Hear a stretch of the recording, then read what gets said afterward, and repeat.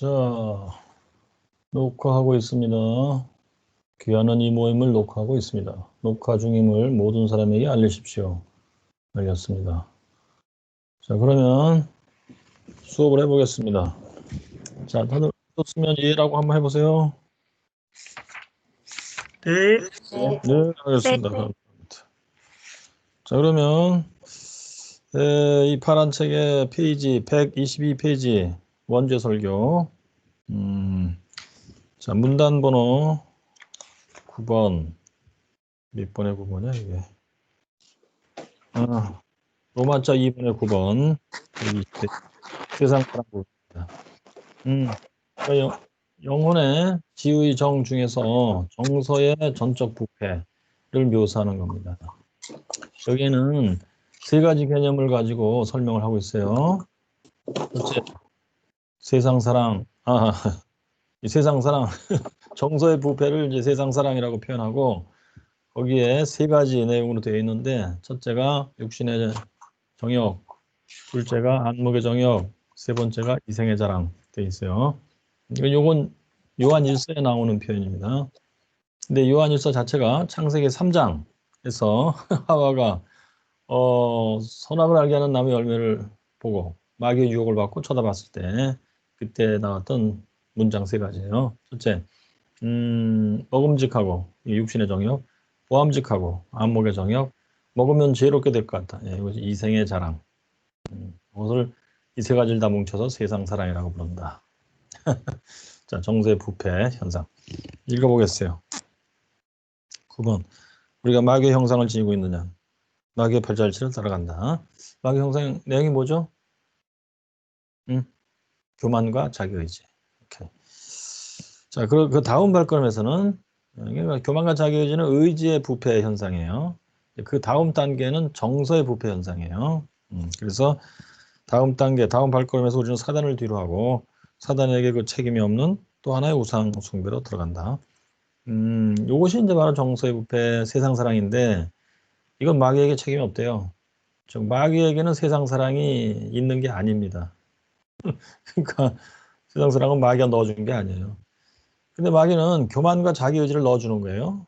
그러면 인간은 몸을 갖고 있기 때문에 교만과 자기의지가 있으면 그 몸이 이제 자기 욕구를 교만하게 자기 뜻대로 발산시키는 거예요. 그게 이제 세상 사랑이에요. 그것이 이제 바로 정서에서 나타나는 거예요. 뭘 좋아한다, 싫어한다. 세상 사랑, 세상을 좋아한다. 피조물을 좋아한다. 거기에서 자기 행복을 찾는다. 자, 근데 이것도 또 하나의 우상숭배다. 왜 우상숭배일까요? 우상숭배는 반대말이 하나님 숭배. 하나님 숭배는 오직 하나님에게서 행복을 찾고 위로를 찾고 하나님을 사랑하고 경배하고 이거지. 그런데 이제 우상숭배는 반대로 하나님의 반대말 피조물이에요. 피조물에게서 행복을 찾고 위로를 찾고 피조물을 경배하고 숭배하고 우상숭배. 예. 자, 그래서 세상 사랑을 나는 의미한다 그랬어요. 자, 이것은 모든 인간에게 자기 의지를 사랑하는 것과 마찬가지로 남은서부터 본래적이다. 오케이. 여기서 남은서부터 본래적이다. 그리고 그 뜻은 창조주 대신에 피조물에게서 행복을 추구하는 거다. 그 얘기고. 그 밑에 오직 하나님에게서 찾을 수 있는 만족을 하나님 손으로 만든 것들에서 추구한다. 하나님에게서만 찾을 수 있는 만족? 그게 뭘까요, 여러분?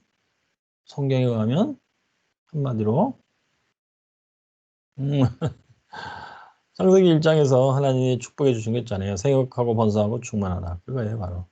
이거를 이제 압축해서 표현하면 생명이라고 표현하죠. 뭐 그냥 일단은 생육번성 충만은 이제 몸을 향한 축복이고 몸을 가지고 생육하다, 낳는다, 자녀를 낳는다, 생육, 번성, 숫자가 자꾸 늘어난다, 번성, 충만, 만족스럽게 채워졌다. 그거죠. 그것을 하나님이 이제 되게 해주시겠다 축복하신 거예요. 그것을 이제 실행해서 이루어지게 하시는 거예요, 하나님이. 그것이 이제 하나님에게서만 올 수 있는 만족이에요. 인생이 몸을 갖고 이 땅에 사는 동안. 그러면서 이제 영혼도 하나님을 이제 그러니까 좋아하고 사랑하고 기뻐하고 막 이렇게 되겠죠. 그런데 이걸 피조물에게서 하는 거예요. 하나님은 제외시켜 놓고. 그러니까 본인 자신이 이제 생산의 주체가 되는 거예요. 생육번성 충만의 주체가 되는 거예요. 피조물을 가지고 하는 거야. 그지? 그러니까 뭐 피조물에게서 하려면은 삼라만상이 다 있어야 돼요. 우주가 다 있어야 되고 그걸 가지고 이제 하는 거죠. 그래서 이제 여기에 남녀 관계도 나와요. 암수의 결합, 남녀 관계도 나와. 그리고 자, 그래서 자, 육신의 욕망이다. 거기 써 있어요. 육신의 욕망. 제가 이게 육신의 정욕이라고 번역했어야 되는데 이걸 번역할 때마다 내가 몰랐어 이거를. 나중에 읽다가 이제 10번 단락 가면 안목의 정욕 나오고 11번 가면 우리의 본성에 깊이 뿌리 내리고 있는 세상 사랑이라는 이 불치병의 세 번째 정세는 이생의 자랑이다. 세 번째 정세. 그럼 앞에 두 번째가 있었겠는데 그게 이생의 자랑, 안목의 정욕이더라고요. 첫 번째가 있었을 텐데 가보니까 육신의 욕망인데 예슬이가 첫 번째로 육신의 욕망은 이렇게 했으면 그냥 금세 봤을 텐데 그렇게 안 썼어요. 살짝 넘어갔어요. 육신의 욕망이 첫 번째 항목이에요. 육신의 정욕. 이것은 모든 종류의 감각의 즐거움이다. 모르면 하는 걸까? 밑에 내려가면 뭐 이거는 본래부터다. 나면서부터. 교육받은 뭐 학식 있는 사람도 뭐 여기서 제외가 아니다. 낮은 쾌락들을 뭐 경멸한다고 말들을 하지만 마찬가지다. 그럼 뭐야 낮은 쾌락? 그 밑에 썩어 없어질 짐승과 같은 수준을 갖고 있는 욕망들이다. 왜 또 짐승이 나왔어요? 그러면서 그 다음 페이지 가장 저급한 종류의 욕망들이다. 이거 뭐 급까지 따졌어요. 저급하다. 이게 뭐로 하는 거지? 그것에 지배당하고 있다. 그게 자랑하는 이성도 이걸 뭐 컨트롤 못한다 사실. 포로로 잡혀서 끌려다닌다. 그 밑에 교육을 받았던 수양, 교양을 아무리 쌓았어도 염소보다 나을 것이 없다. 왜 또 해피도 염소를 또 모독하고 이러는데? 개는 훌륭하다. 요즘 뭐 또 그러잖아요. 염소도 훌륭한 거 아닐까? 아침부터 죄송합니다. 그러면서 심지어 짐승이 인간보다 더 낫지 않겠는가 이런 생각도 한다. 이게 그리고 밑에 쭉 내려가면 제 7계명 나와요. 그래서 예수님 말씀 여인을 보고 음욕을 품으면 그래서 느낌이 와. 육신의 정욕할 때 그 범위는 넓어요 물론. 그런데 이제 아주 핵심 뭘 찔러 들어갈 때 예수님은 결국 성적인 문제를 생각하면서 묘사하고 있는 것 같아요 지금. 그러니까 짐승보다도 못하다 이제 이런 말은 왜 나왔냐면 짐승들은 그래도 여기 또 어딘가 나오는데 절정기에 그러니까 꼭 필요할 때만 암수 결합을 해서 새끼를 낳고 뭐 그런다. 근데 인간은 뭐 24시간 뭐 365일 죽을 때까지 그런다 이놈들이. 그래서 짐승보다 못하다 뭐 이렇게 표현한 것 같아요. 왜 그럴까? 지배당한다, 끌려당한다 이것 때문에 그래요. 그러니까 육신의 정욕, 몸이 썩어질 몸이 원하는 대로 끌려당긴다. 그게 포인트인 것 같아요 지금. 자 그래서 그 밑에 C도 썼어요 여기다. 짐승들도 여기구나. 짐승들도 한창 때 한 번은 사랑의 맛을 본다. 정해진 때에 그러니까 뭐 소위 짐승이 발정한다 그러나요? 그렇게 해서 암수결합하고 그렇게 해서 이제 생육본성 충만하고 그리고 다른 때는 조용히 지낸다. 이제 이런 것 같아요. 그러나 이성의 짐승만이 인간이에요. 사랑의 노예다. 여기서 사랑은 아마 뭐 넓은 개념이겠지만 결국 암수결합을 하는 뭐 그 내용 같아요. 그리고 그 어리석음 속에서 1년 내내 노예같이 사랑에 끌려다닌다. 이거예요, 바로. 이것이 육신의 정욕의 분위기를 아주 잘 묘사한다고 예수님이 봤던 것 같습니다. 근데 암수결합으로만 축소시켜버리면 또 안 돼요. 왜냐하면 이것은 넓은 의미에서 생육본성 충만이에요. 그러면 생육본성 충만을 위해서 필요한 것들은 다 여기 들어가요. 의식주가 다 들어가요. 먹어야 되고 입어야 되고 돈 벌어야 되고 다 그겁니다. 그런 활동을 해가면서 이제 그 가운데 또 이제 여기서 이제 지적하는 바 성적인 건데 웨슬리 생각엔 이것을 하나님의 뜻에 따라서 거룩하게 잘 조절하면 참 축복이다. 훌륭한 것이다. 이 얘기 같아. 그런데 이제 여기에 이성으로도 통제가 안 되고 1년 내내 노예같이 끌려다닌다. 이걸 이제 지적하는 것 같아. 이게 죄다. 왜 그러느냐? 그 영혼이 완전히 전적으로 부패해서 썩어서 그런 것이다. 이 생각이에요. 밑에 물론 선행은혜에 의해서 이루어지는 것 이외에 기질과 교육의 차이에서 비롯되는 각 개인의 차이도 무시할 수는 없다는 것을 인정한다. 오케이. 그러니까 뭐 한결같이 동일하게 다 짐승처럼 그런다. 그런 건 물론 아니겠다. 조금씩 개인 차이는 있다 물론. 그렇지만 그럼에도 불구하고 그 자신에 대해서 완전히 무지하지 않은 사람이라면 누가 여기서 다른 사람에게 먼저 돌을 던질 수 있겠느냐. 물귀신 작전이 들어가요. 모든 인간이 다 그렇다는 얘기예요. 지금 이제 여기서는 이제 모든 인간이 예외 없다. 예수님 자신도 포함해서 그 얘기 같아요. 그래서 우리의 복되신 주님은 제7계명에 대해서 여인을 보고 음욕을 품는 자는 이미 마음속에서 그 여자와 간음을 행한 것이다 라고 해석해 주셨는데 10계명의 7계명을 예수님이 이렇게 해석했다는 말씀이에요. 누가 이 해석의 잣대 앞을 통과할 수 있겠느냐? 없단 얘기예요. 아하. 그러니까 이제 웨슬리의 의도는 결국 모든 인간이 그 속으로 파고 들어가 보면 동일하다. 그 얘기에 또. 즉 영혼은 전적 부패했다. 라면서부터. 그러면 이제 예수 믿으면 이거 고쳐진다는 얘기인데 그 얘기 써요. 이 설교 끝에. 그러면 이제 고쳐진 상태에서는 이제 여기 묘사된 대로 살지는 않는다는 얘기겠죠. 그럼 이거 이제 과학적으로 조사해 봐야 되겠는데 여기에 응할 사람들이 없을 것 같아. 그래서 과학적 연구는 비교적 불가능할 것이다. 저는 그렇게 봐요. 뭐 그럼에도 불구하고 이제 뭐 사람들 연구하잖아요. 뭐 교육학자, 뭐 특별히 성과학자 뭐 연구하는데 얼마나 믿을 수 있을지 모르겠어요. 그러나 웨슬리는 주로 성경을 근거로 해서 지금 분석해가면서 하나님의 진리가 뭔지 얘기하고자 하는 겁니다. 성경 보니까 다 썩었다. 염소만도 못하다 이놈다. 그렇게 써 있다는 얘기입니다. 자, 그리고 그 다음에 이제 여기 예수님의 말씀, 여인을 보고 음욕을 품는 자는 이게 도대체 뭔 뜻인가? 조금 제가 공부한 대로 조금만 말씀드리겠어요.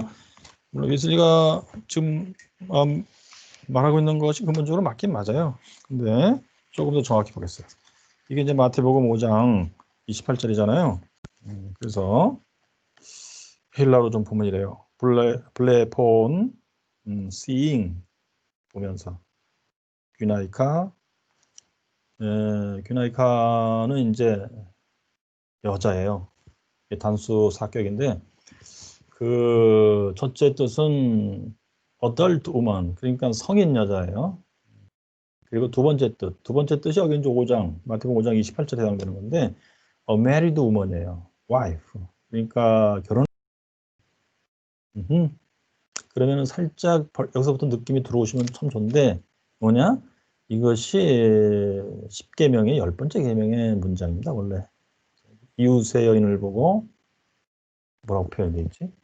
네 이웃의 집을 탐내지 말라. 네 이웃의 여자를 탐내지 말라. 이렇게 나오죠?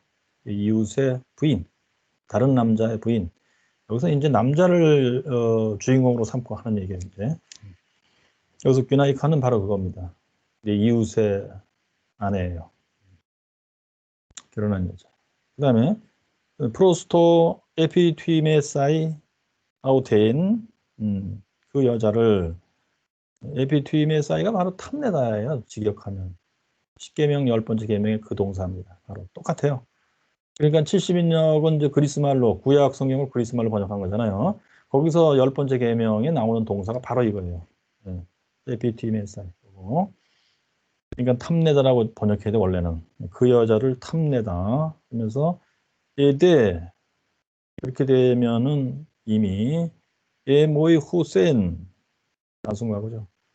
아우텐 그 여자와 간음했다. 엔테카르디아 아우투 그의 마음속에서 그 여자 직역하면 뭐라고 되나? 그 여자를 여기 사격으로 나오는데 영어로 번역하면 commit adult with her 그 여자와 더불어 간음하였다는데 내가 볼 때는 이제 그 여자가 동해에서 같이 잤다는 얘기인지 아니면 그 여자는 동의 안 했는데 막 잤다는 얘기인지, 그러면 이제 강간이 되는데, 여기서 에모이 호세는 강간이라는 단어는 아니에요. 같이 잤다는 얘기예요. 그러니까 지 마음대로 마음속에서 그 여자가 동의했다고 치고 막 같이 잤다는 얘기예요. 그래서 같이 그 여자와 더불어 간음을 행했다. 되는 단어. 자, 그러면 이제 그 여자가 도대체 누구냐 했을 때 이웃의 아내란 말이에요. 일단은. 그러니까 예수님께서 그 7계명과 10번째 계명을 합쳐서 지금 해석하신 거예요, 보니까. 그러니까 10계명에서도 뭐 일반적으로 모든 여자에 대해서 7계명 관함하지 말라, 10번째 계명 모든 여자에 대해서 탐내지 말라, 이제 이런 쪽은 아니에요. 근데 표현 자체가 이웃에 대한 이웃의 여인, 이웃의 아내인데, 그러면 그 이외의 여자는 괜찮으냐? 그냥 막 자도 그건 또 아니에요. 근데 10계명 자체가, 구약의 10계명 자체가 남편, 결혼한 남자, 또 부모가 있는 남자, 그러니까 결혼해서 부모가 있고 아내가 있고 자녀가 있고 그런 남자를 앞에 놓고 하는 말식으로 되어 있는 겁니다. 10번째 10계명이.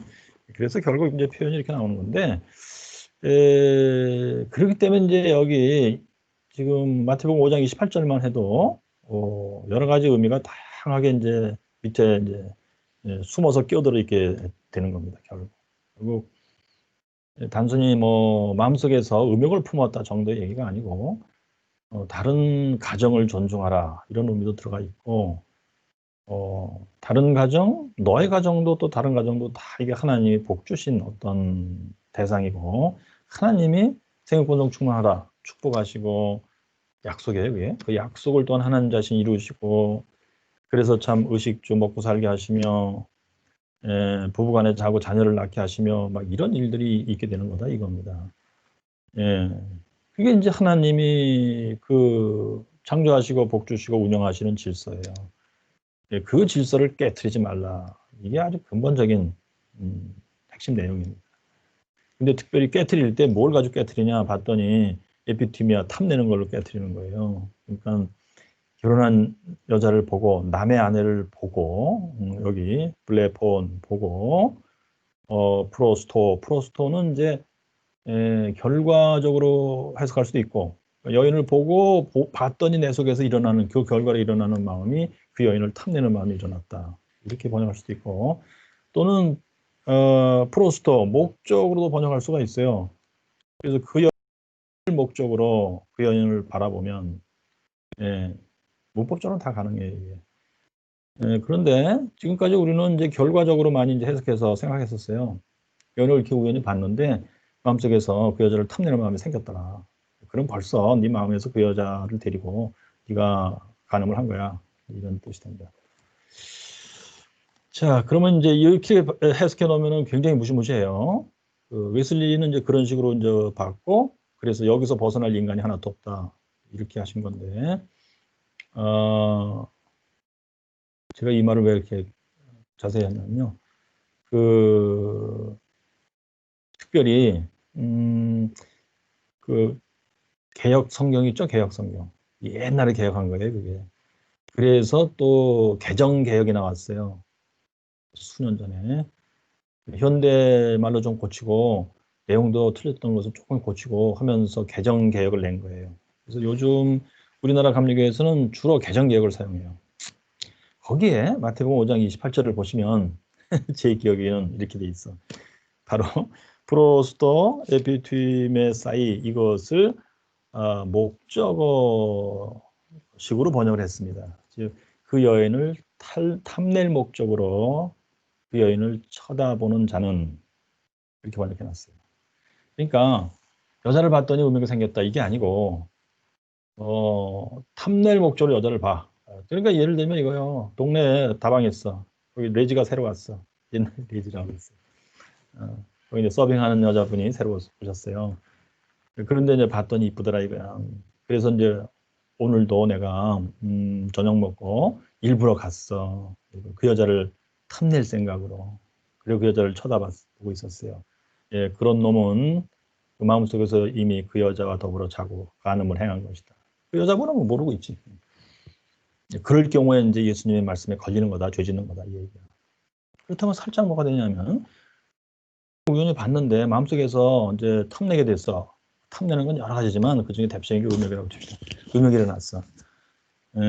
그건 괜찮다라는 뉘앙스가 들어 있습니다. 그건 뭐 어쩔 수 없지 않냐. 그건 자연스러운 거다.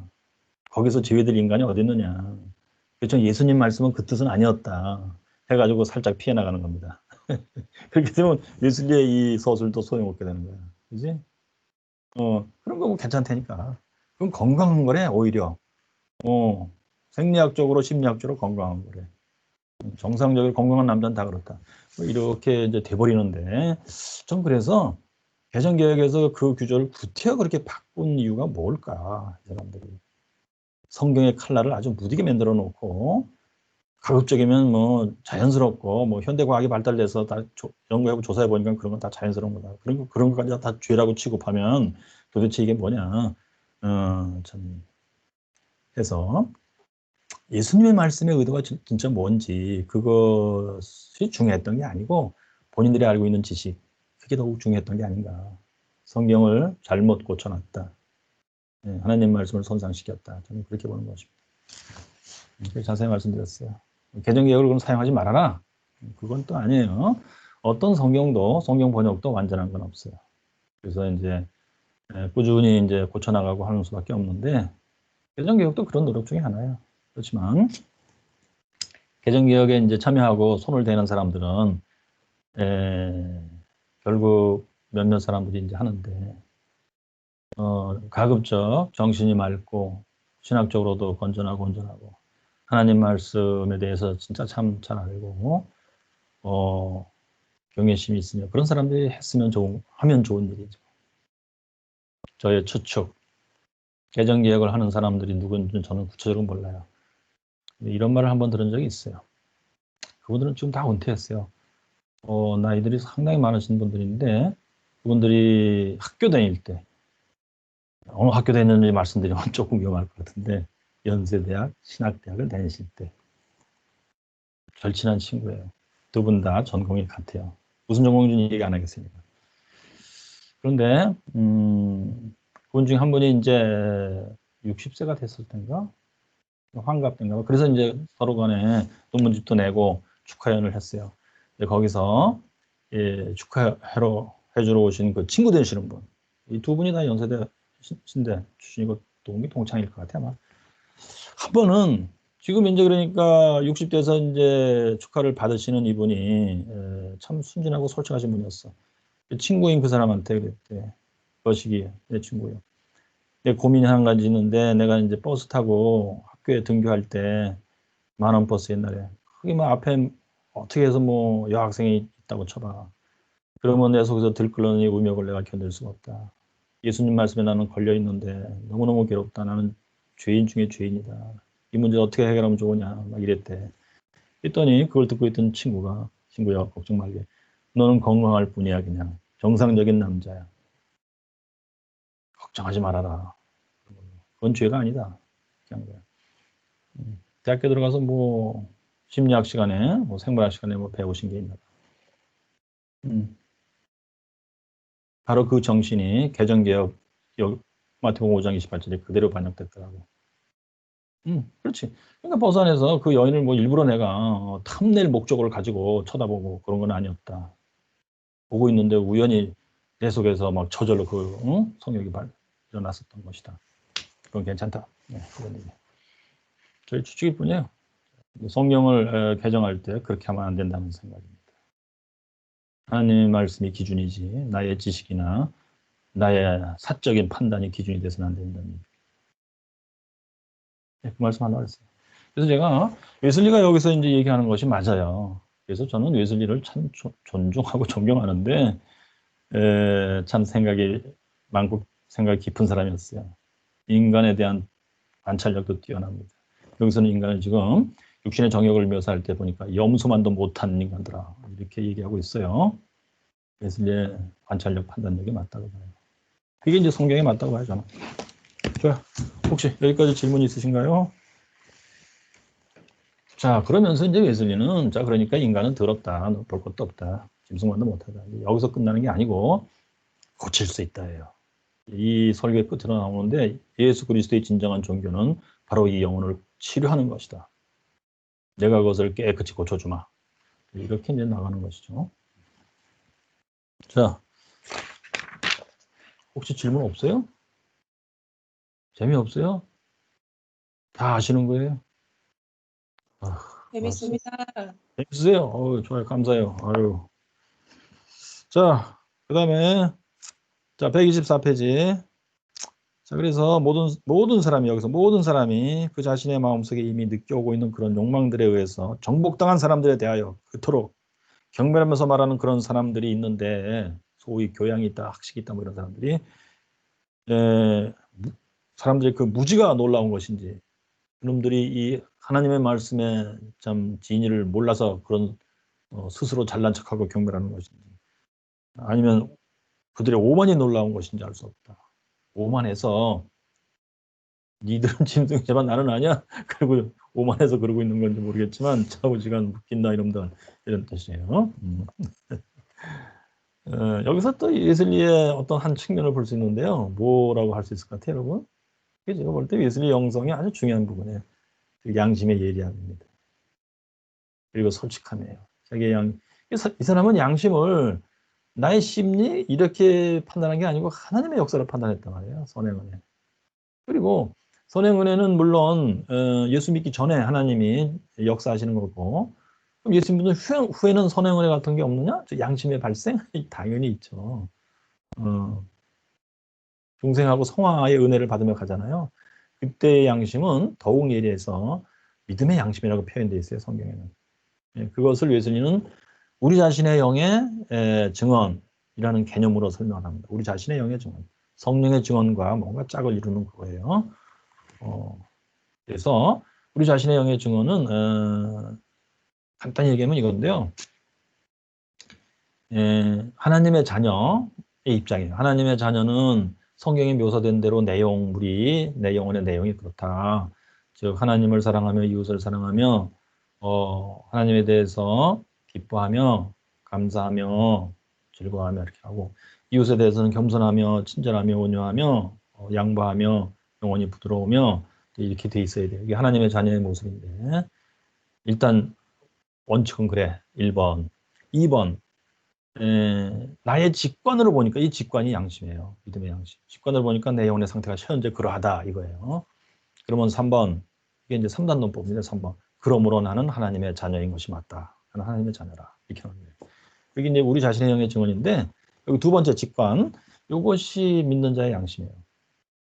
그것이 예리해야 우리 자신의 영의 증언이라는 것이 건강하게 작동할 수가 있는 거예요. 2번이 죽어 있으면 뭐 시원찮으면 뭐 지 멋대로 내 영혼의 상태가 그래 당연히 맞지 그러고 나는 하나님 자녀야 그러고 돌아다닌다. 옆에 사람이 볼 때나 하나님이 볼 때 전혀 그게 아닌데. 자, 그러니까 이게 이제 웨슬리가 참 지극히 경계했던 그 이중예정설 그 당시 장로교 사람들이 이렇게 썩음썩음 스스로 말로도 나의 의는 참 더러운 걸레 조각 같으나 뭐 인생이 그걸 피할 수 있으랴 뭐 이렇게 하면서, 그러나 그리스도의 참 깨끗한 보혈의 덕분으로 공로로 나는 하나님 앞에 의롭다고 인정을 받는다. 이렇게들 주장하고 있는데 예수님이 그것을 지극히 혐오했습니다.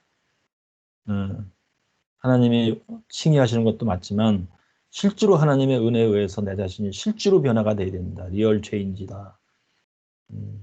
근데 리얼 체인지를 하려면은 말하자면 우리 자신의 영의 증언에서 두 번째 항목 직관, 믿는 자의 양심 제대로 살아서 움직여야죠.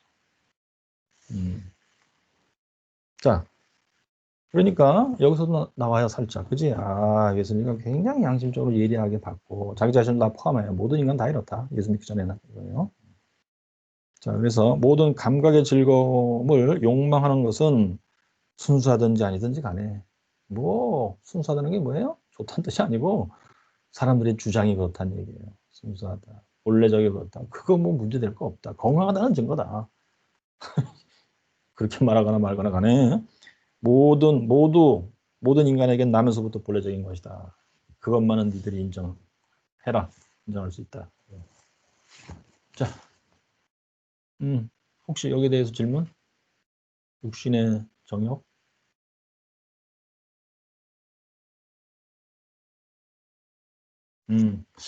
그러면 부부끼리도 여인을 보고 의묘 품으면 안 되는 거 아니에요, 혹시? 자기 아내를 쳐다보고. 이거 어른들끼리니까 얘기해도 되겠지, 뭐. 그것도 죄인가, 혹시? 이렇게 고민하는 사람도 없지 않아 있을 것 같아요. 그런데요, 여기서, 그래서 제가 아까 여인을 보고 의묘 품때 여인은 결혼한 여자인데 더 정확히 얘기하면 남의 아내예요. 이웃의 아내입니다. 십계명이 10번째 계명 그 단어예요. 자기 아내를 보고 의명을 품는다? 당연히 그래야죠. 응? 그래야만 하나님이 축복하신 생명보동 충만이 형통하게 이루어진다는 얘기입니다. 여러분 다 이제 나이가 되셨으니까 이해하실 거야. 자기 부인을 보고 의명을 품지 않는다. 이혼의 사유입니다. 심각해집니다. 그지? 그러니까 의명을 품고 건강하게 부부간에 부부 생활을 건강하게 할 수 있다. 그게 생명보동 충만의 축복이에요. 그게 복입니다. 그걸 잘 믿음을 가지고 이렇게 관리를 해야죠. 예수님, 우리가 알아서 다 할 수 있어요. 그런 거. 빨리 진도 나가요. 알았어요. 진도 나갈게요. 이거 굉장히 중요해서 한 얘기인데. 그래서 사도 바울도 그 얘기잖아요. 고린도전서에서. 기도하기 위해서 서로 별방을 하라. 그러나 부부간에 그 자고 싶은 마음 때문에 방해를 받으면 또 안 되니까 그때는 같이 합방하라. 그리고 다시 또 기도를 위해서 별방하고 그렇게 하라. 오케이. 사도 바울도 같은 의미로 얘기한 겁니다. 그런데 잘못 이것을 오해했기 때문에 이제 금욕적 수련 이런 방식들이 나온 거예요. 그래서 특별히 로마 가톨릭교 중세기에 수도원에서는 특별히 남자 수도사들이 이걸 이기기 위해서 성욕을 이기기 위해서 막 이상한 고행들 했잖아요. 막 채찍을 만들어서 자기의 알몸을 때린다, 밥을 굽는다, 겨울에 맨발로 돌아다닌다. 그렇게 해서 이기려고 했는데 엉뚱한 짓입니다. 예수님도 이 원죄 설교 여기 끝에 가서 이걸 고칠 수 있는 길은 믿음이다. 믿음으로 불신앙을 고치고 불신앙을 고치고 교만 자기의지를 고치고 세상 사랑을 고치는 것이다. 그게 성경의 말씀이다. 그거지. 네. 그래서 루터가 말은 그거예요. 중세기 방식으로 자기를 고쳐보려고 애를 썼던 거죠. 다 실패했고. 그런 가운데 그것 때문에 이 사람은 이신칭의 이치를 발견하게 되는 것이죠. 믿음으로 고치느니라. 그걸 알게 된 겁니다. 그래서 나온 게 개신교예요. 그죠? 그래서, 쓸데없는 얘기 했어요. 다들 아시는 건데. 자, 10번째, 안목의 정역. 여기 이제 세상 사랑의 두 번째 항목이에요. 안목의 정역. 즉, 상상의 즐거움을 욕망하는 것이다. The desire of the pleasures of the imagination. 여기서 imagination은 일단 머릿속에서 활동해요. 뭐 행동하기 이전에 뭔가. 그런데 특별히 밑에 보니까 굉장한 거, 아름다운 거, 대단한 거 이런 것을 보기를 뭔가 볼 때 즐거움을 느낀다는 거예요. 그래서 그것을 열망하는 거예요. 근데 결국 이런 것들이 결국 어디로 집약돼 들어가냐면 새로운 대상물을 보면서 즐거워한다. 좋다. 그래서는 늘 새로운 곳을 찾아서 새로운 걸 찾아 산발리를 헤매고 돌아다닌다, 인간들이. 즐거우니까. 안목의 정역. 그것도 영혼이 썩어서 그렇다라고 본 거예요, 예수님은. 자, 이런 즐거움들은 굉장하거나 아름다운 대상물로부터 또 보기 드문 대상물을 볼 때 즐거움을 느끼는 건데, 근데 자세히 관찰해 보면 어떤 대상물이 굉장하거나 아름답다는 사실은 그것이 새로운 대상물이라는 것보다 더 오래 즐거움을 주지는 않는다. 그래서 뭐냐, 뭐 굉장하다, 대단하다, 아름답다는 것도 보면 조만간에 이제 실증을 느낀다는 얘기예요. 그래서 그 대상의 새로움이 지나고 나면 그 대상이 주었던 즐거움의 가장 큰 부분도 따라서 지나간다. 친숙해지는 만큼 맛이 없고 재미가 없어진다. 모든 사물에 대해서 다 그렇다. 상대방에 대해서 그렇다. 예. 그래서 이제 결혼 초기에는 코피가 나지만 조금 지나면 몇 달 지나면 김치가 맛이 없기 시작해요. 그대로 하면 맛이 없다. 재미없다. 그리고 권태기 어쩌고 저쩌고. 예. 그래서 그거를 이제 잘 극복하시면은 그럭저럭 평생 살고 그것이 안 되면 이제 아주 크나큰 불행이 올 수도 있고 그렇죠. 오, 하나님 말씀 딱 맞고 예술의 관찰력 참 예리하고 예, 맞습니다. 그 인간의 영혼에 고정되어 있는 부패성 때문에 그렇다는 게 이게 특별히 정서가 썩어서 그리하여 이런 경험이 반복될지라도 욕망 자체는 변함없이 고정되어 있다. 나면서부터 그렇다. 그 목마름은 영혼의 목마름. 어허. 이 디자이어를 충족시키지 못하면 사람이 미치고 환장하고 그렇게 되는 거예요. 자, 그래서 이 욕망은 들어주면 들어줄수록 더욱 증가한다. 오, 어떡하지? 그래서 저도 뭐 예외가 아니었는데 자전거를 타기 시작해서 뭐 처음에 MTB 마운틴 바이크 그다음에 10년 타고 로드바이크 했는데 뭐 처음에 사가지고 너무 황홀해. 너무 재밌어 좋아. 뭐 한두 달 타면은 이것도 별론데 또 기종 뭐라 그래 새로운 자전거를 또 사야 돼 그지? 근데 저는 이제 타던 걸 버리지 않았기 때문에 안 팔았어요. 계속 자전거 대수가 늘어났죠. 그래서 마운틴 바이크도 몇 대 가지고 있다가 이제 그거는 제가 포기했어요. 다 이제 줘버리고 그 다음에 로드바이크, 사이클 해서 역시 그것도 같은 방식으로 해가지고 7대인가가 있었는데 8대? 2대는 누구 주고 6대 현재 남아 있어요.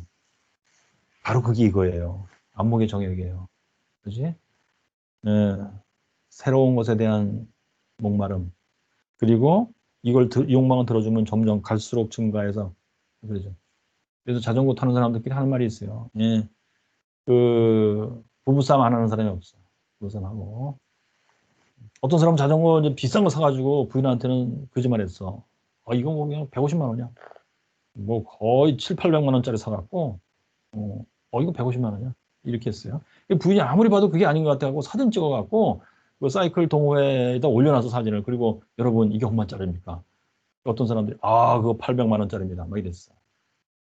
그래가지고 거기가 성지 순례가 됐어요. 명복을 빕니다. 막 이런 식으로 이제 댓글 올려놓고 막 이래갖고 어떻게 되나 모르겠어요. 이해가 되시겠죠? 그것이 바로 이생의 자랑이에요. 예수가 얘기하는. 영혼이 썩어서 그래요. 자, 그러면서 그러면서 매 대상에 대해서 가졌던 희망을 채우지 못하면서도 걸었던 기대에 실망하면서도 매번 실망하잖아 결국. 자꾸 대상을 바꿔가면서 추구하면서 끊임없이 그런다 죽을 때까지. 제가 볼 때 참 재밌는 게 있더라고요.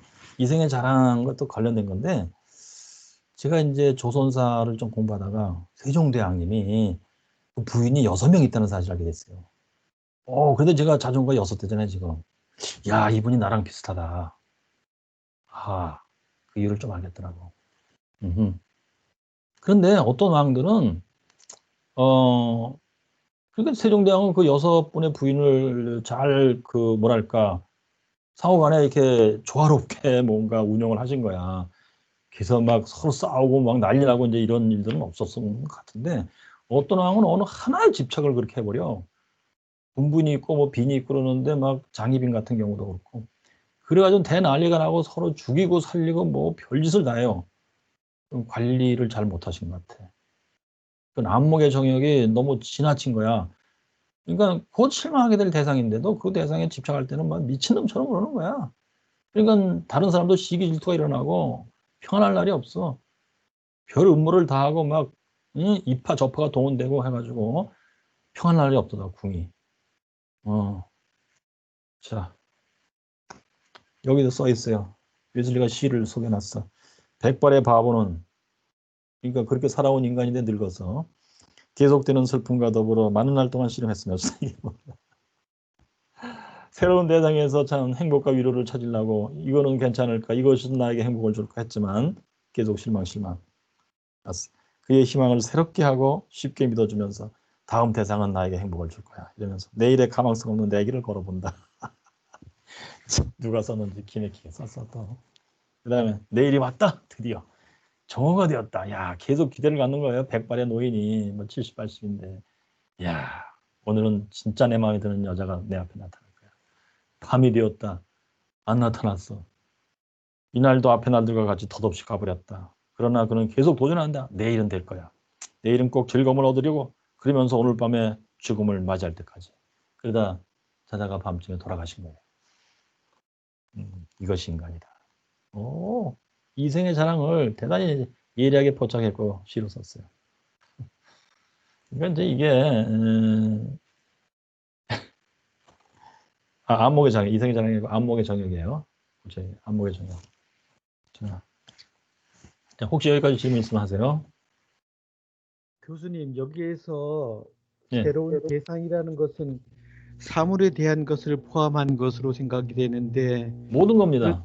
네네. 그런데 주로 성적 본능과 관련된 부분을 말씀하시는 것 같고요. 그리고 이제 이것이 탐닉을 거쳐서 중독까지 가는 그런 현상을 얘기하는 건데 새로운 대상을 계속 찾게 되고 그런 것이 이제 요즘 말로는 뭐 중독 현상까지 가는 걸로 그렇죠. 이렇게 얘기가 되는 것 같고요. 예. 이 시를 통해서 보면은 시가 성적 욕망 본능을 갈구하는 백발의 바보 이제 노년기에 들은 사람이 계속적으로 그런 성적 욕망을 갈구하는 그런 표현을 한 것인지 그렇지 않으면은 일반적인 삶의 도전도 의미하는 것인지 알겠습니다. 무슨 얘기인지. 그건 아닌 것 같다라는 오케이. 생각은 알겠습니다. 드는데 네. 결론은 그거예요. 모든 걸 다 포함한 겁니다. 삶의 의욕적인 도전도 다 포함되는 겁니다. 네. 물론 성적 욕망도 포함되고 사물에 대한 것도 포함돼요. 뭐 이 백발의 바보가 부동산을 가지고 이럴 수도 있고 또는 자기의 자녀들에 대한 기대를 갖고 이럴 수도 있고 또는 학문에 대한 기대를 갖고 이럴 수도 있고 그렇다는 얘기입니다. 안목의 정역에 다. 또는 뭐 의욕적인 도전이라고 할 수도 있는 소위 사회에서 표현하는 의욕적인 도전도 여기 다 포함됩니다. 그러면 결국 웨슬리가 말하고자 하는 건 무엇이냐? 이게 이제 정서의 부패 현상이잖아요. 그럼 정서가 고쳐지면 어떻게 돼요? 하나님을 사랑, 이웃을 사랑이잖아요. 오직 이 하나님에게서 행복 찾고 위안을 찾고 기쁨을 찾고 그러는 거예요. 그래서 표현을 영어로 그래 enjoy God.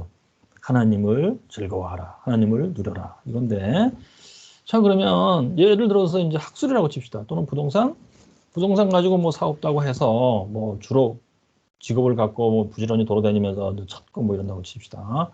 할 때 예수 믿고 영혼이 고쳐진 사람이라고 그러면 이 사람은 하나님의 뜻을 따라서 부동산을 찾아다니고 거래하고 그럴 거예요.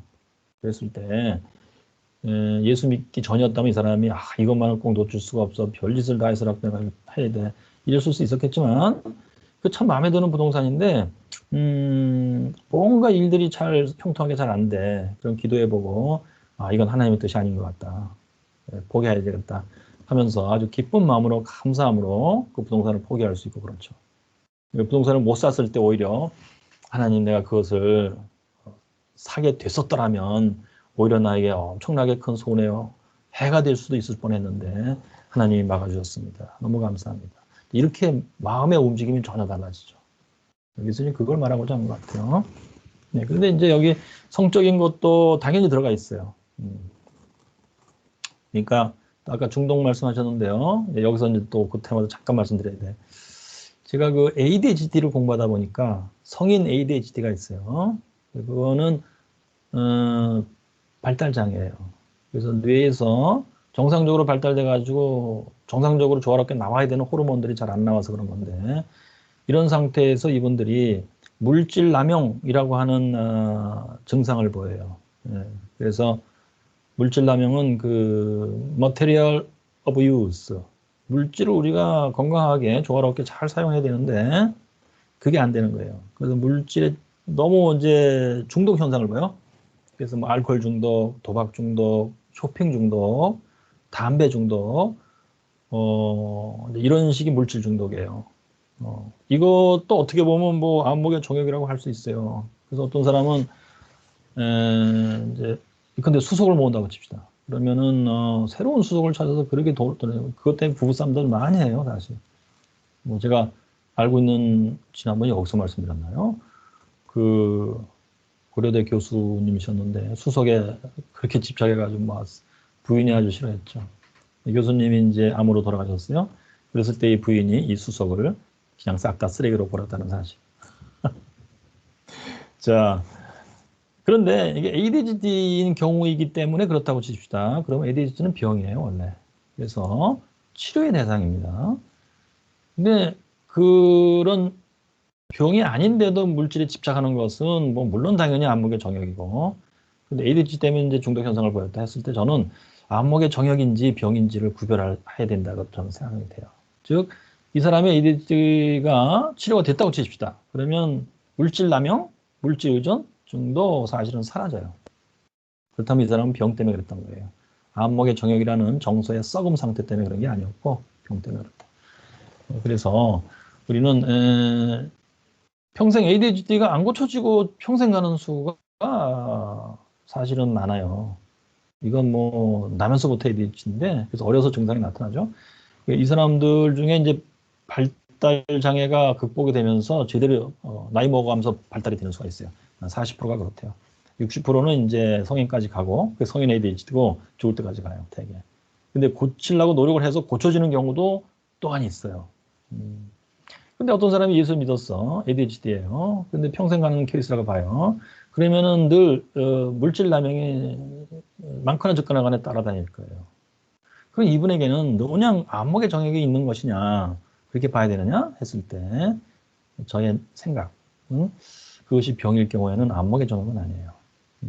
그래서 신앙생활을 진짜 열심히 하고 진짜 확실하게 신앙으로 살아보려고 애를 쓰는데 물질 남용 현상이 늘 따라다녀. 뭔가 돈만 있으면 무조건 사 막 그냥. 저희 아버님이 그러셨어요. 저희 아버님이 성인 ADHD셨는데 내가 볼 때. 나중에는 뭐 용돈을 드리면 비싼 거 많은 거 이런 거 살 수는 없지. 그러니까 근데 막 사고 싶은 충동이 막 일어나는 거야. 그래서 화장지락도 막 사오셔야 돼. 과자락도 막 사오셔야 되고. 그게 이 생의 안목의 정역이냐 했을 때 제가 볼 때는 아니에요. 병입니다. 그런 것도 좀 참고하시면 좀 도움이 될 것 같아요. 자, 또 다른 질문 혹시? 교수님 좋아요. 그러면은 예, 예, 삶의 뭐 새로운 도전이나 이런 거를 오케이. 한다 할지라도 오케이, 좋아요. 하나님이 그러니까 아까 목적이 되면은 말씀드렸잖아요. 네, 삶의 도전은 우리 사회적으로 볼 때 보통 상식적으로 얘기할 땐 굉장히 좋은 겁니다. 그죠? 저 네, 같은 경우 은퇴하고 그냥 집에만 앉아있고 그러지 말고 새로이 도전해보라. 그러니까 이게 안목의 정역하고 비슷해져요. 근데 아까 말씀드렸죠? 신앙이 건전하게 있는 사람 같으면 거기에 집착해서 몰두해서 하는 것이 조정이 될 거예요. 예를 들어서 제가 이제 자전거에 미쳤었다. 지금도 만약 미쳐서 막 자전거 사고 그런다고 치면 그거는 이제 안목의 정역인데 저 집사람이 막 난리를 친다. 진짜 못 살겠다. 이혼하자. 그러면 제가 믿음이 괜찮으면 거기서 한번 멈춰서 기도해 볼 거예요. 아마. 이 하나님이 기뻐하시는 일인가 아닌가.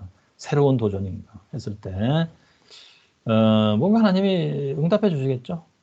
되게 이제 더 이상은 아니다. 다른 사람을 괴롭혀가면서까지 내가 뭐 새로운 도전을 하고 이런 건 맞지 않다. 그래서 아마 거기서 중단하고 그런 식으로 가지 않을까. 예. 예를 들어서 제가 새로운 도전 그래서 나는 해외 선교사로 가야 될 것 같아. 그래가지고 막 한다. 예를 들어서 저희 사람이 뭐 찬성할 수도 있고 반대할 수도 있는데 제 느낌은 반대일 것 같아요. 그런데 진짜 속에선 불이 타. 선교사를 꼭 가야 될 것 같아. 그랬을 때 기도를 해보는 것이다. 그것도 믿음의 사람들은 그렇죠. 그러면서 그러니까 이제 평소에 그런 신앙 훈련을 진짜 잘 하셔야 돼요. 기도도 해보고 이성적으로 생각도 해보고 누구의 조언도 들어보고 해서 가장 좋은 길 그게 하나님의 뜻일 거예요. 가장 좋은 길을 알아내고 그쪽을 선택하고 결정하는 것이죠. 그것이 안목의 정역을 극복한 사람들이다. 그렇게 생각돼요. 그렇죠. 근데 사회에서는 판단하는 방식이 달라. 그 요토 살아간 사람이 있었잖아요. 그 사람이 참 좋은 예야. 그 사람은 이제 자기 안목의 정욕을 그대로 따라간 거예요. 뭐 부인이 장관이다, 진짜 곤란하다, 뭐 시끄럽다 나라가 그래도 상관없다까지가. 근데 뉴스 보니까 그분은 그리고 며칠 후에 그 아버님이 나이도 많으신가 봐. 아버님이 돌아가셨어요. 그런데 그 장례에도 안 왔어요. 그분이. 대단한 안목의 정액이에요. 새로운 요트를 사러 간다. 그것만을 추구하는 거예요. 뭐 남자들 그런 거 좋아하는 남자들끼리 볼 때냐 멋있다 이럴 수도 있어요. 진짜 요트 타고 바다에서 참 저야말로 참 남자다운 삶이다 뭐 이럴 수 있는데 그게 이제 안목의 정액의 표현이에요. 새로운 도전일 수도 있고. 근데 우리 적어도 믿는 사람들은 웨슬리시로 생각한다면 그것은 안목의 정액의 분명한 안목의 정액이에요. 네. 오케이. 알겠습니다. 예, 감사합니다. 감사합니다. 예, 좋아요. 제가 상담을 하다 보면 그런 경우도 참 많습니다. 어떤 분은 난 자연인으로 살래 그런 안목의 정액이 있어요. 남편이 그러셔갖고 부인이 아주 죽을 맛이야. 그런 경우에 참 성경대로 본다면 하나님을 사랑하고 이웃을 사랑하라. 그런데 내가 어떻게 하는 것이 하나님을 사랑하고 이웃을 사랑하는 것인가? 스스로 기도하면서 판단을 해야 되겠죠. 그렇게 본다면 결론은 그거예요. 서로 고린도전서 3장이에요. 사랑자. 네. 그리고 이제 로마서 형제라 하여금 실족케 아니함이 아름다우니라. 네. 나의 그것 때문에 상대방이 좀 드글드글 해가지고 죄 많이 짓게 돼요. 속도 상하고 시기 질투 원망 분노 욕하고 막 그냥 다 때려부시고 막 이런다. 형제라 하여금 실족케 하는 거예요. 성경을 자세히 읽으면 답이 다 있어요. 네, 좋아. 그다음에 자 11번 우리의 본성에 깊이 뿌리 내리고 있는 자 본성의 깊이 자 정서 부분 특별히 세상 사랑이라고 하는 이 불치병 예 불치병은 뭐냐 사람 힘으로 못 고친다는 얘기죠. 세 번째 증세는 이생의 자랑이다. 자 이거는 칭찬을 바라는 것, 사람으로부터 오는 명예를 바라는 것. 핵심이 이거예요. 사람으로부터 오는 칭찬, 명예를 바라는 욕구예요. 자, 이게 인간 본성의 위대한 찬양자들은 이 욕망이야말로 시각, 청각, 다른 외적 감각들이 나면서부터 벌어진 것 같이 명백히 나면서도 벌어진 것이고 긍정적으로 평가해요, 대개. 예, 그래서 예, 그것 때문에 열심히 노력하고 진짜 상도 받으려고 하고 인류 사회 발전에 공헌도 하고 그러지 않느냐 이렇게 보는 거예요. 그런 면이 있죠, 당연히. 근데 웨슬리는 성경을 이제 읽으면서 이것이 본성의 부패라는 것을 지금 설명하는 겁니다. 자, 그러면서 그들은 사람들로부터 찬사 듣기를 좋아하기 때문에 스스로를 또한 치한다. 그러니까 이제 일종의 자존감이라고도 표현하죠. 오늘날 기독교 교육에서도 이 단어 굉장히 중요시 여기는데, 예, 자존감. 자, 그 다음에 다음 페이지, 126페이지. 자, 그러면서 그렇게 명예 또 자존감, 칭찬 들어야 마땅함. 이렇게 해서 이제 생각하는 사람들은 그렇게 안 사는 사람들을 향해서 하는 말, 될 대로 되라는 식으로 사는 악한 마음이다, 그것은. 예. 하면서 오히려 제가 아까 말씀드린 바 정상적인 인간은 이런 마음을 가져야 자기 개발의 의욕도 갖고 사회에 공헌하고 싶은 마음도 갖고 그러는 것이다 이거예요. 자, 그런데 서로 간에 주는 명예를 받으면서도 오로지 하나님으로부터 오는 명예는 추구하지 않는다. 이것이 문제의 핵심이에요. 그래서 그 밑에 오직 하나님으로부터 오는 명예를 추구하지 않는 한 믿는다는 것은 불가능한 것이다. 따라서 하나님을 기쁘시게 하는 삶을 살겠다는 한 그것도 불가능하게 되는 것이다. 그리고서는 반대로 서로 간에 주고받는 명예를 추구하는 것을 인생의 아주 중요한 덕목으로 삼는다. 그런데 이 모든 인간에게 나면서부터 이런 마음이 있다. 나면서부터 자연스럽게 들어있는 본성인데 그것은 바로 원죄의 현상, 특히 정서의 부패, 전적 부패 현상입니다. 오케이. 그러니까 여기서 이제 문제가 바로 그것이죠. 그 하나님으로부터 오는 칭찬은 추구하지 않음. 대신 사람으로부터 오는 칭찬을 추구함. 그러면 이제 이것을 섞으면 어떻게 했느냐 이거예요, 소위. 당연히 하나님으로부터도 칭찬받기를 사모하고 사람들로부터 칭찬받기를 사모하고 이 두 가지 다 하면 좋지 않느냐. 여러분 생각은 어떠세요? 가능할 것 같은가? 뭐 기독교 역사에서 보면 이제 위대한 위인들, 늘 가운데 이런 사람들 대단히 많은데 웨슬리의 평가는 어떨래나? 나는 뭐 예를 들어 나는 하나님을 참 사랑하고 하나님을 기쁘시게 하는 삶을 살고자 해서 인류의 질병을 진짜 극복하기 힘들었던 질병들, 특별히 감염병 같은 거, 그것을 나는 극복하기 위해서 무수히 연구했고, 그래서 치료제를 개발했다, 백신을 개발했다, 이런 경우도 많이 있을 것 같아요.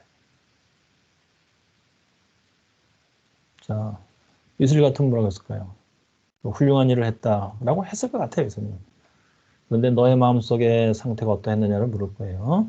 그럴 때 네가 사람들로부터 칭찬받기를 구하면서 했다면 그것은 죄 짓는 것이다.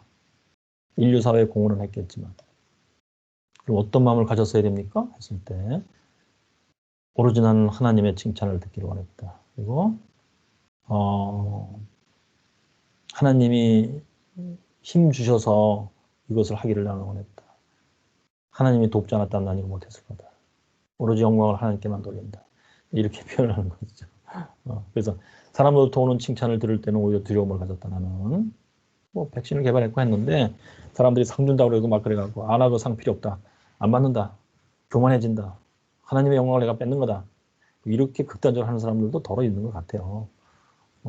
근데 뭐 상을 받긴 받았다고 칩시다. 상을 받는데 마음속 내 마음은 사람들의 칭찬은 막 칭찬할 때 내가 귀에 안 들어 일부러 딴 생각해. 하나님 생각해 그냥. 이렇게 하고 상은 받아왔는데 그걸 쳐다보면서 주여 내가 저 상을 볼 때마다 교만해지는 마음을 가질까 겁납니다. 이게 자신 없으면 이제 상패를 아예 덮어서 구석에 두던가 상패를 놓고 이제 쳐다볼 때마다 하나님께 영광 돌립니다. 하나님이 나 그때 도와주셔서 너무 감사합니다. 그거밖에 생각 안 나요 나는. 뭐 이런 마음을 가져야 맞다라고 할 것 같아요. 그래서는 그죠? 그것이 제가 볼 때는 해결 방법이에요. 이것도 신앙 훈련, 신앙의 연습, 은혜를 많이 받아야 가능한 일인데 까딱 잘못하면 이 두 가지를 혼합해서 가질 수가 있죠. 웨슬리의 견해는 그것은 위험하다, 좋지 않다. 네 영혼이 건강하지 않다는 뜻이다. 이렇게 평가할 것 같아요. 자, 혹시 여기까지 질문 있으신가요? 자, 이것이 이제 다른 설교에다가 어디 썼는데 이런 게 있어요. 사람들의 칭찬을 구하는 마음이 있으면 사람들을 두려워하게 된다. 즉 칭찬받으려고 사람들이 비유 맞추려고 막 그런다. 그래서 하나님의 마음에 하나님께 연락되지 이 생각보다도 사람들을 두려워하면 결국 너는 세상을 따라가게 돼 있다. 이걸 경고한 설교도 있어요.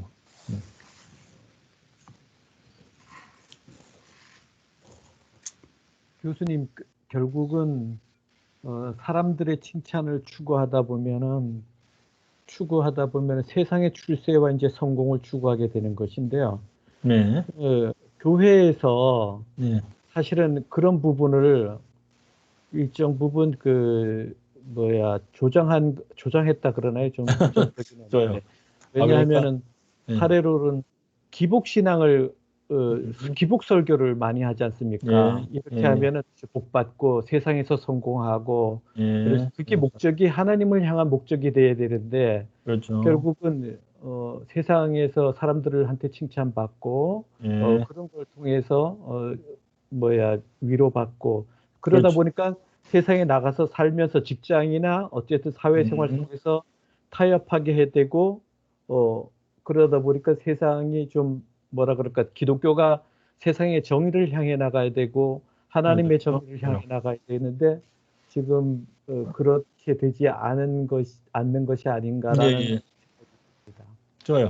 자, 그러니까 이제 그런 현상이 당연히 있죠. 우리가 이제 또 자주 보고 흔히 볼 수 있는 현상들인데, 그래서 이제 아까 말씀드린 바 이생의 자랑, 이 문제를 극복하려면 자기 마음속에서 특별히 일단 먼저 영혼 속에서 마음속에서 철저히 다 훈련돼 있어야 돼요. 견고하게.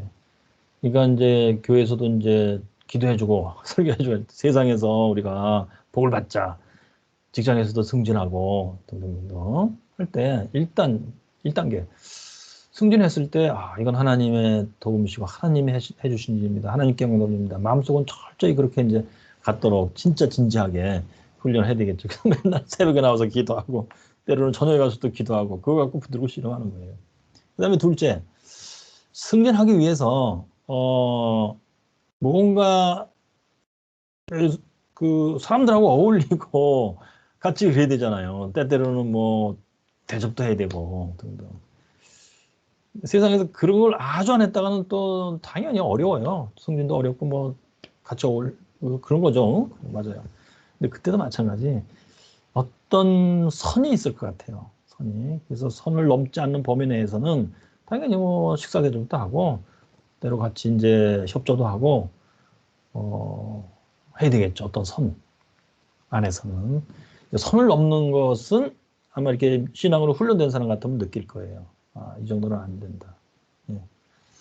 그러면 이제 거기서 조정이 된다고 봐요, 저는. 그래서 교회가 축복하는 것 자체가 틀린 건 아니에요. 근데 첫째 중요한 거, 마음의 상태를 어떻게 내가 갖느냐. 나는 하나님만을 기뻐하겠다. 하나님만이 기뻐하시는 일만을 따라가겠다, 나는. 이거하고. 내가 잘했다고 생각하는 것은 뭐 그야말로 뱀을 피하듯이 피하는 마음으로 살아야 되고 하나님께 모든 영광도 내리고 훈련해야 되고 둘째, 세상에서도 어떤 선 안에서는 그것을 이제 그럼 선이 어디까지냐 하는 것은 많이 배워야 돼요. 공부도 해야 되고 연구도 해야 되고 시행착오도 물론 있을 거예요. 그렇게 하면서 훈련을 해야 된다. 그 다음에 이런 게 있었어요. 또 한 번은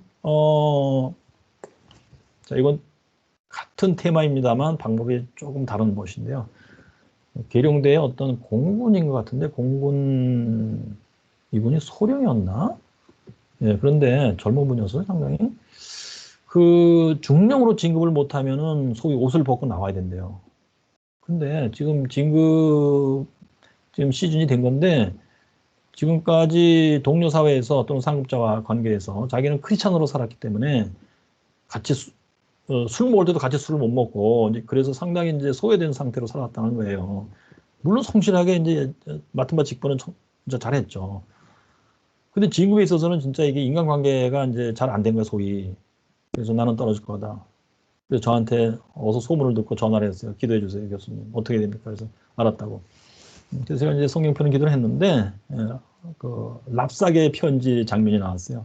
랍사계가 니네 하나님이 뭐냐까지 그거 의지하지 말고 빨리 항복하라 나가서.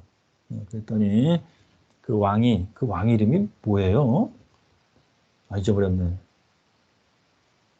그 왕이 랍사게의 이 참 신성 모독적인 편지를 들고 여호와 하나님 앞에 나가서 하나님이여 이 편지를 보시옵소서. 히스기야.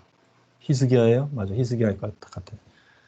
나는 여호와 하나님만을 순종하고 하나님의 명령을 따라서 살아왔는데 저는 거지 같은 놈들이 와서 하나님을 모독하나이다. 그랬어요. 그때 하나님이 알았다. 이렇게 하시고 역사전 새벽에 그들의 진지에 가가지고 천사들이 뭐 어떻게 했는지 지들끼리 싸우고 칼질하고 그러다 도망가 버렸다. 그 장면이 나와서 그랬어요. 당신도 편지를 써서 하나님 앞에 나가서 읽으면서 기도하시오.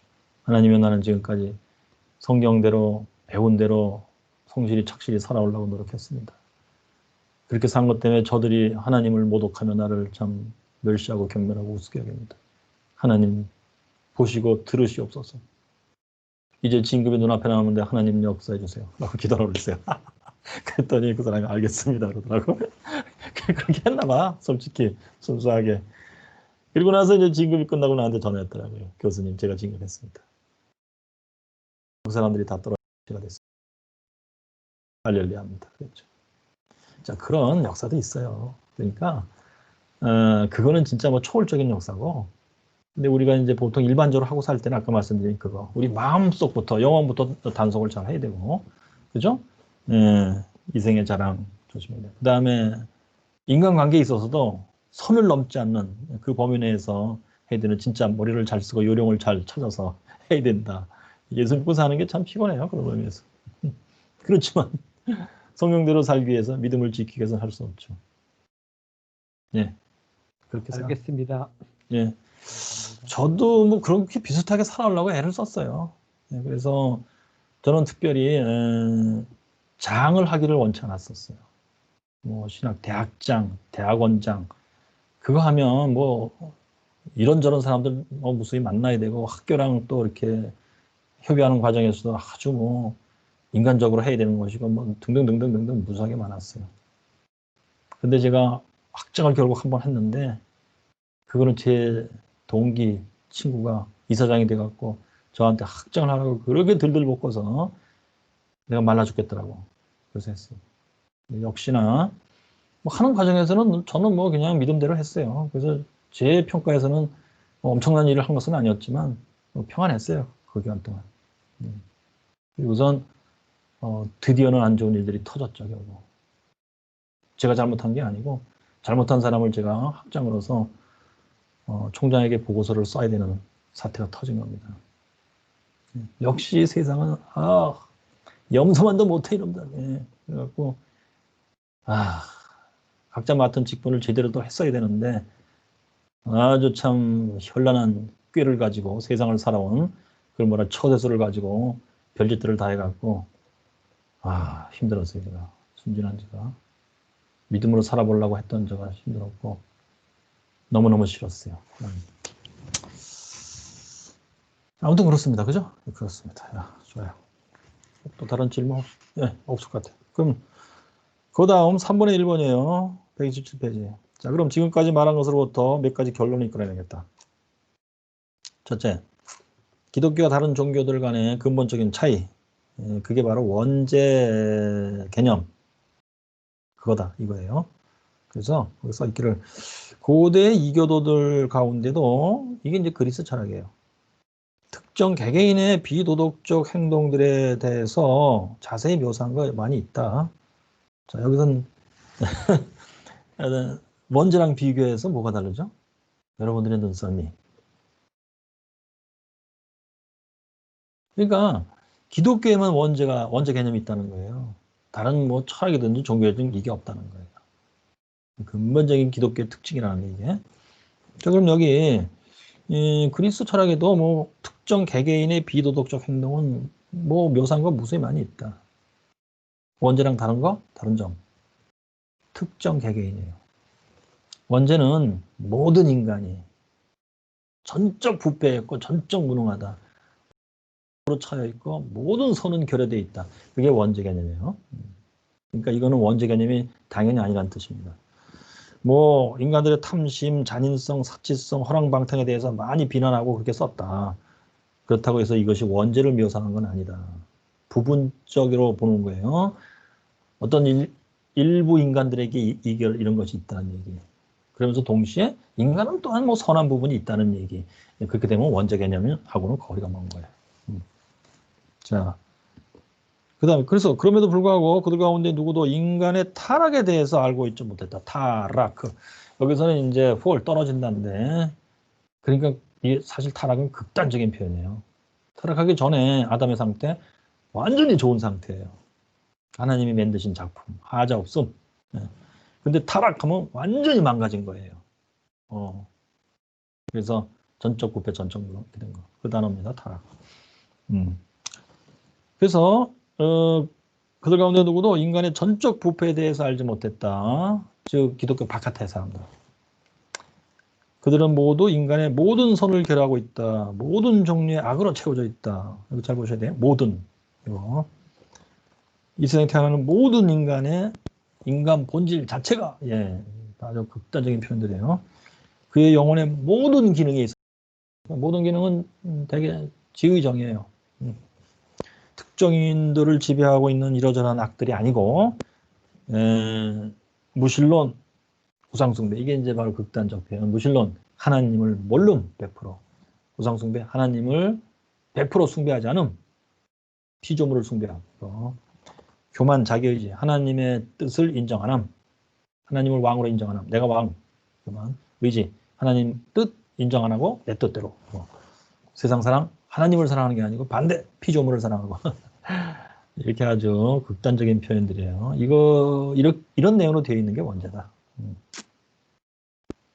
자, 그리고 그래서 그 정체적인 홍수에 의해서 완벽하게 부패했다는 사실에 대하여 전적으로 무죄했다. 그들은 원죄 개념이 없었다. 기독교 바깥의 세상에는.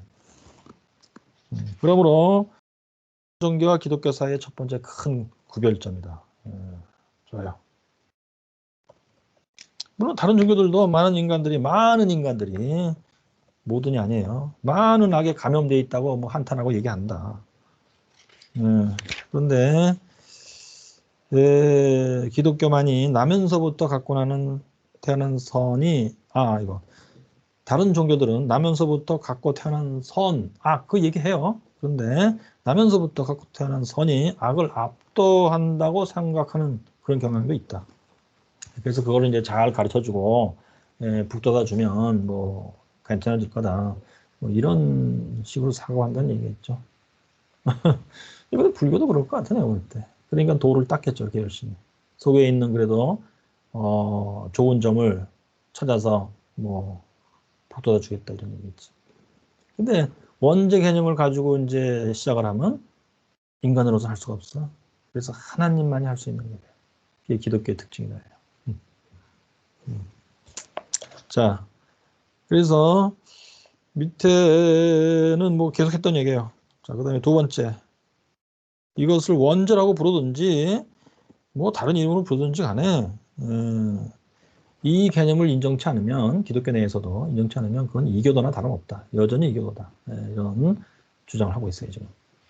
그러니까 지금 원죄 개념을 인정치 않는 기독교 내에서 인정치 않는 집단이 뭐가 있을까요?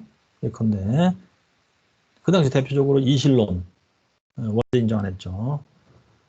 오히려 계몽주의적인 개념이니까 인간은 대단히 좀 가능성이 있다, 선하다, 뭐 조금만 교육하면 된다 이런 개념이죠. 또 원죄 인정 안 하는 거 로마 가톨릭 그것은 소위 세미 펠라기오스 이렇게 해갖고 펠라기오스 완전히 인간 괜찮다 교육만 잘하자 펠라기오스인데 그렇게까지는 아니지만 인간은 원죄에서 태어난다 인정 살짝 해요. 그러면서 곧바로 하나님의 선행으로 상당 부분 일정 부분이 개선된다. 그게 세미 펠라기오스예요. 그래서 이제 가르치고 하면 알아들을 수는 있다. 교회 나오라 그러면 스스로 선택해서 나오든지 할 수 있다. 그러면서 서서히 이제 말하자면 가르치고 하나님의 은혜를 자꾸 주입하고 선을 행하게 자꾸 가르쳐주고 선을 행하고 그러면 서서히 좋아지는 거예요. 그 개념이에요. 원죄 개념을 인정치 않는 겁니다. 또 영국 성공해? 어떨까요? 원죄 개념 인정하는 걸까요? 당연히 아닙니다. 원죄 개념을 인정은 해요. 그래서 이제 그 39개 조항, 종교 강령 39개 조항이 영국 국교회의 이제 기본 교리인데 거기에 원죄 개념이 있어요. 맞게 썼어요. 근데 실제로 이들이 이제 신앙생활 할 때 교회에서 가르치고 신앙생활 할 때 홀리 리빙 홀리 다잉이었단 말이에요. 그래서 그 이제 아이를 낳으면 대개 이제 유아 세례 하죠 거기서. 그래서 이제 세례를 해요. 세례를 줍니다. 그러면 그때 원죄에서 벗어난다고 봐요. 표현이 그래요. 그게 중생이야 소위. 그러면서 이제 믿음을 갖고 교회의 가르침, 성경의 가르침을 따라올 수 있다고 봐요. 천주교 개념하고 비슷해요 사실. 그게 홀리리빙이에요. 원죄 개념을 정확히 주장했던 게 아닌 겁니다. 심지어 웨슬리도 그렇게 알고 있었어요 원죄를. 그러다가 나중에 선교사 생활을 할 때 이걸 체득해요. 인간은 본래 악하구나. 일종의 어떤 대상에 대해서 대단히 실망합니다. 그들이 인디안이었어요. 그때 낭만주의인데요. 낭만주의 초기에 루소라는 사람이 있죠. 이 사람의 주장이 자연으로 돌아가자요. 그래서 자연이 뭐냐? 그러니까 좀 발달된 문명 사회는 이미 썩었다고 봤어요. 그 문명 자체가 인간의 썩음이다. 그래서 그 문명이 없는 인간들, 자연인, 그 사람들이 오히려 순수하다. 더 인간적이다. 이래가면서 소위 공자를 봐라. 하시는 말씀 얼마나 고매하고 높으냐. 그 왜 그러냐. 유럽에 문명, 발달된 문명이 없는 중국이란 지역. 이분이 중국을 안 와본 것 같아. 그래서 나오는 말씀이기 때문에 순수하다. 뭐 이렇게까지 얘기했더라고. 그래서 참 머리들은 좋았는데 참 엉뚱한 얘기, 어리석은 얘기들 많이 했다고. 자, 아무튼 그래서 웨슬리는 그 말을 믿었어요. 그래서 미국의 인디안들이 문명에 감염 안 됐기 때문에 순수하다. 그래서 가서 복음을 증거하면 잘 알아들을 거라고 생각했어요. 그거 생각한 복음이 뭐냐? 홀리 리빙 홀리 다잉이에요. 갔는데 오히려 인디안들이 대개는 복음을 안 받아들여요. 그중에 척토우족이라고 그들만 복음 받아들이고 예수 믿고 그랬는데, 그래서 웨슬리는 이제 인디안 선교 계획을 포기하고 거기 가 있는 영국 사람들 데리고 목회했던 겁니다. 거기서 이제 깨닫게 돼요. 인간은 본래 악하다. 그래서 인디안의 그 사악한 면모를 아주 자세히 묘사했더라고. 그 젊은 웨슬리가. 네.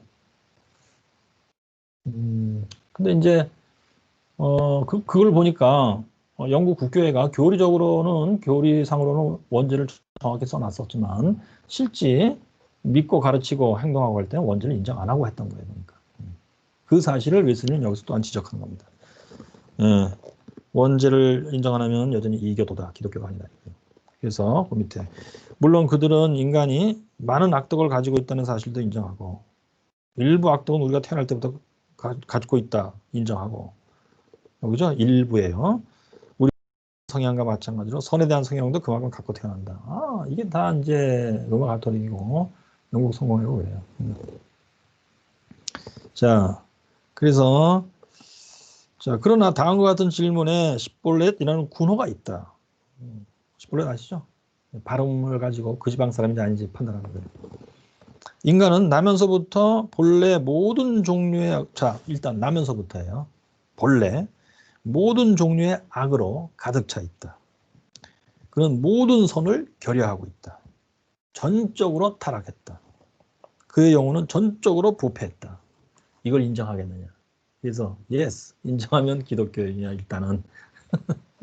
그 인정 안 하면 그건 기독교인이 아니에요. 이교도야. 여기 써 있어요. 이걸 인정하면 그런 만큼 기독교인이고 인정 안 하면 여전히 이교도. 3번.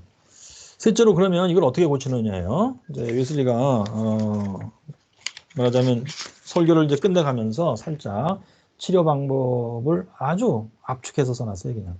그랬어요. 예수 그리스도의 종교의 진정한 본질이 무엇인지 여기서 볼 수 있다. 이 원죄라는 병을 고치는 거다. 그 원죄는 위에서 본 바와 같은 방식으로 병든 영혼을 치료하는 하나님의 방법. 예수 그리스도의 진정한 종교다. 그래서 이 병을 고치기 위하여 지금 모든 기능들에 있어서 전적으로 부패한 인간의 본성을 회복시키기 위해서 약을 쓰신다. 본성의 회복. 이게 이제 예수 그리스도의 종교예요. 하나님은 하나님을 아는 지식과 그가 보낸 예수 그리스도를 아는 지식을 주심으로써 우리의 무신론을 고친다. 이게 뭘까요? 하나님을 아는 지식, 예수 그리스도에 대한 지식. 알집으로 굉장히 압축해 놓은 거예요, 그냥. 이게 믿음의 다른 말이에요. 여러분 이제 제가 믿음 정의 소개해 드렸죠, 웨슬리에. 믿음은 a divine evidence and conviction of God and things of God. 즉 하나님에 대해서 그리고 하나님이 하시는 일들에 대해서. 하나님이 하시는 일들은 뭐 크게 얘기하면 창조, 섭리, 마지막 심판. 이 피조 세계에 국한해서는 그렇게 얘기할 수 있고 그 범위를 넘어서는 영혼의 차원에서는 전지전능하시다든지 뭐 등등등등 이런 거. 그것을 그냥 뭐 책 보고 알았다, 신존재증만 알았다, 그거는 올바른 지식이 아니라고 말씀드렸습니다. 하나님 자신이 주는 지식이어야 돼요. 그래서 divine evidence, 하나님이 자명하게 알게 하신즉 conviction, 내가 확실히 알았다 이것을. 이것이 믿음이다. 이렇게 했어요. 그러니까 여기 하나님을 아는 지식, 예수 그리스도를 아는 지식이 바로 믿음이에요. 다른 말로. 믿음을 주심으로써 우리의 무신론을 고치고, 자, 지 부분의 썩음을 고치고, 즉 하나님과 하나님의 일들에 관해, 자, 하나님과 하나님 하시는 일들에 관해, 특히 그리스도가 나를 사랑하셨고 그래서 나를 위해 그 자신을 내주셨다고 하는 이 중요한 사실에 대해서 하나님이 주시는 자명성과 확신, 이거에 봐. 하나님 주신 자명성, divine evidence and conviction, 확신. 곧 믿음, 이게 믿음이에요. 믿음을 우리에게 주심으로써 우리의 무신론을 고치신다. 그리고 회개와 마음의 겸손으로서 교만이라는 치명적인 병이 치유된다. 이건 이제 의지의 부패를 고치는 거죠. 의지 부패 고칠 때 회개다, 마음의 겸손이다. 이거는 이제 어떻게 고쳐지느냐? 먼저 이제 지 부분에 이제 믿음을 주잖아요. 하나님에 대한 올바른 지식을. 그러면 당연히 이 정보가 의지와 정서로 넘어가서 의지가 고쳐져요. 그럼 당연히 하나님에 대한 지식 중에 내가 왕이 아니고 하나님이 왕이시다가 있지. 이건 내가 내려앉는 것이죠. 하나님을 나의 왕으로 모시는 거죠. 그게 바로 여기서 말하는 회개와 겸손이에요. 교만이 이제 떠나는 거예요. 그 다음에 자기의지라는 거, 교만과 자기의지 붙어 있죠. 이것은 하나님의 뜻에 대한 온유하고 감사하는 복종으로서 치유된다. 오케이. 하나님과 하나님이 행하시는 일들에 대해서 올바른 지식에 믿음을 갖게 되면 이 하나님의 뜻이 본질적으로 무언가. 이거 만세전에 결정된 뜻이야, 이게. 바꿀 수가 없는 거예요. 이것을 내가 모르고 따라가지 못하면 나는 그냥 기차에서 떨어질 뿐이에요. 내 발로 걸어가겠죠. 이 뜻을 알면 나는 그 기차를 타고 가는 거예요. 내가 아무리 기차에 떨어져 지질지락도 기차는 그대로 가는 거예요. 정해진 대로 본궤도로. 이런 사실을 알게 돼요. 그러면 여기에 순종하게 되죠. 하나님의 뜻에 따라 나의 생각과 말과 행동을 고쳐갖고 따라간다. 그죠? 예. 자, 그 다음에 그렇게 하면서 오히려 온유하고 감사하는 복종이다. 온유. 웨슬리가 이제 해석한 온유라는 것은 첫째가 하나님께 대한 굴복이에요. resignation to God. 그 다음에 나 자신에 대한 만족이에요. 그리고 이웃에 대한 친절과 관용인데 이거 자체가 다 굴복, 겸손, 감사 이런 것으로 분위기가 되어 있는 그런 단어예요. 하나님의 뜻에 이제 복종하고 따라갈 때, 순종하여 따라갈 때 감사하며 기뻐할 수가 있다. 그 정도가 잘 되시면 신앙생활이 그래도 잘 되고 있는 거예요. 이것은 이제 루터의 말에도 잠깐 표현되어 있어요. 이신칭이 받고 거듭나면 10계명이 제대로 지켜지기 시작하는데 그중에 5계명, 부모. 그 이전에는 부모에 대해서 원망 안 해보는 인간들이 없죠. 그러나 이신칭이 중생을 하고 나면 부모가 하나님의 대리자라는 사실을 알게 된다 이거예요. 하나님은 나를 사랑하시는 분이니 사랑해서 나에게 이 부모를 주셨구나. 그걸 알게 된다는 거예요. 부모가 대리자인 근본적인 이유는 뭐냐면요. 하나님이 생육보성 충만의 복을 부모에게도 나에게도 주신 건데 내가 첫째 태어나는 게 생육보성 충만의 현상이에요. 이것을 하나님은 부모를 사용해서 하셨다는 얘기예요. 그래서 이 부모가 첫째 그런 이유로 하나님의 대리자에 나한테. 그래서 이제 루터의 요구사항 하나님을 네가 사랑하고 경외하느냐? 그렇다면 부모를 공경하라. 공경의 뜻 부모가 어떤 상황이든지 너의 공경의 대상이라는 것이다. 부모가 어떤 상황이든지. 부모가 어떤 상황에는 무수한 인생의 희로애락이 다 들어있어요. 그럴지라도 부모를 공경하고 사랑하라. 그러니까 이제 복음을 이제 깨달은 사람들은 시대와 장소가 달랐어도 비슷한 얘기들 하더라고요. 웨슬리도 비슷한 얘기예요. 하나님께 굴복하라. 그러면 감사와 기쁨이 저절로 나올 것이다. 자, 그 다음에 세상사랑. 이게 이제 정서 부분이죠. 세상사랑이 세상사랑과 이의 모든 가지들이 육신의 정욕, 안목의 정욕, 이생의 자랑. 고치는 데는 하나님에 대한 사랑이 최고의 약이다. 하나님의 사랑과 이웃 사랑으로 대체된다. 그죠? 이것이 진정한 종교다. 이렇게 했어요. 그러면서 이 진정한 종교는 예수 그리스도의 진정한 종교는 이렇게 사랑으로서 일하는 믿음, 즉 하나님의 뜻과 말씀 전체에 대해서 사랑하는 행동으로서 순종하며 이게 제가 번역을 조금 잘못했어요. 제가 옳게 번역해 드릴게요. No, this is properly religion. 이것이 본래적으로 그리스도의 종교다. 즉 이렇게 사랑으로 역사하는 믿음, 이것이 예수 그리스도의 진정한 종교다. 이거는 이제 갈라디아에서 나오는 편이죠. 사랑으로 역사하는 믿음이다. 근데 어떤 역사를 하느냐? genuine meek humility, 즉 순전하고 온유한 겸손을 만들어내며, 순전하고 온유한 겸손. 요거는 이제 의지를 고친다는 얘기예요. 믿음이 의지를 고친다. 겸손하게 고친다. 근데 겸손도 억지로 하는 게 아니고 순전하게 하고 온유하게 하는 겸손이다. 그 다음에 entire deadness to the world, 세상에 대해서 완전히 죽는 것이다. 이건 정서를 고친다는 얘기예요. 세상 사랑을 버린다. 거기에 대해서 죽었다는 그것을 믿음이 만들어낸다는 뜻입니다. 이렇게 하고 with a loving, thankful acquiescence. acquiescence는 저항하지 않는 동의, 저항하지 않는 만족. 이렇게 돼 있어요.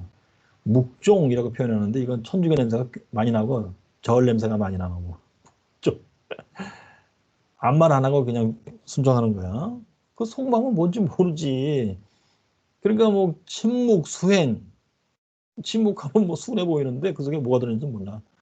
여기서는 저항하지 않는 동의요, 만족이요. 그러니까 여기 loving, thankful, 하나님을 사랑하며 감사하는 의미에서의 복종하고 따라가는 것이다. 그런 것을 동반하고 이거 in and conformity to the whole will and word of God, 하나님의 뜻 전체와 하나님의 말씀 전체에 전체 안에서 사랑과 감사의 이 순종, 하나님의 뜻과 말씀에 대한 사랑하며 감사하는 복종과 그리고 일치. 여기 일치는 실제로 이제 행동에 있어서 일치한다는 얘기예요. 생각과 말 관계에서 conformity, 일치. 하나님의 뜻과 말씀에 사랑하는 마음으로 감사하는 마음으로 복종하며 그리고 일치해서 행하며 하면서 이 믿음이 내 속에서 의지해서 순전하고 온유한 겸손을 만들어내며 또 세상에 대해서 전적으로 죽는 것을 만들어내며 하는 이 믿음, 즉 사랑으로서 이렇게 역사하는 믿음, 이것이 예수 그리스도의 진정한 종교다. 이렇게 써놓은 거예요.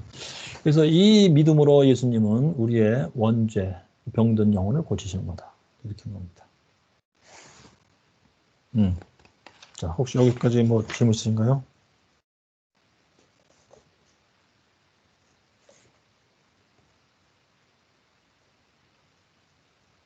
자, 그래서 그럼 좋아요. 4번.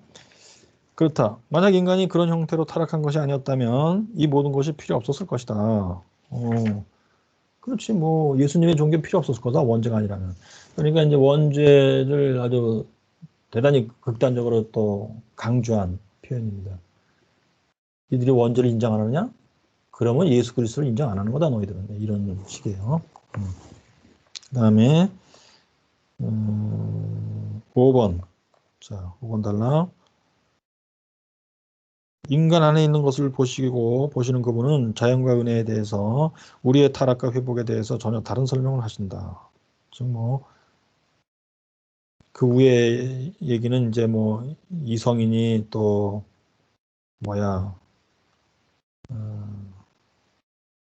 인간은 그래도 본래 속에 선한 것이 좀 있으니까 그런 걸 잘 키우면 되겠다. 뭐 이런 식. 근데 하나님 말씀은 그렇게 안 돼 있다. 그 얘기예요. 그다음에 네, 쭉 내려가서 예컨대 131페이지 위에서 하나, 둘, 셋, 넷. 우리의 영혼을 새롭게 하는 하나님의 형상 안에서 우리의 영혼을 새롭게 하는 이 목적에 미치지 못하는 모든 종류는 불쌍한 광대극이요 단지 하나님을 조롱하는 것이다. 엄청나게 극단적인 표현 썼는데 즉 영국 성공회도 이걸로 이 말로 비판하는 거예요. 그리고 천주교도 이 말로 비판하는 겁니다. 그리고 이것은 우리의 자신의 영혼을 파괴하는 결과를 초래한다는 것을 의논하고 있다. 그러니까 원죄를 인정하고 이걸 고치시는 예수님의 방법, 믿음으로 이것을 인정하지 않는다면 오히려 너의 영혼들이 파괴될 것이다. 그러니까 뭐 이것이 어떻게 표현하면 위선적 종교다 이럴 수 있는 거고. 이런 것을 기독교라고 너에게 속이는 모든 거짓 교사를 조심하라. 또 쭉 내려가면서 그들이 아름답고 우아한 편을 가지고 너에게 진지하게 호의를 표현하면서 성경에 대한 경외심을 가지고 너에게 접근할지라도 관심을 기울이지 말아라. 그러니까 아마 이게 지금 이 설교를 웨슬리가 몇 년도에 쓴 거예요? 언제? 59년? 네, 59년도에 썼어요. 이때 이제 그리스도의 완전 그 현상이 막 이제 시작되고 퍼지기 시작할 텐데 저의 느낌, 기본 추측은 원죄설을 이렇게 강력하게 주장하는 설교를 썼는데 원죄설이 뭔가 약화되고 있지 않았을까? 또는 이게 웨슬리 캠프에 대해서 한 설교예요. 메토디스트를 들으라고 한 설교입니다. 아니면은 이제 너무 원죄를 너무 강조하는 거 너무 과하다 이렇게 생각하는 분위기가 있었을까?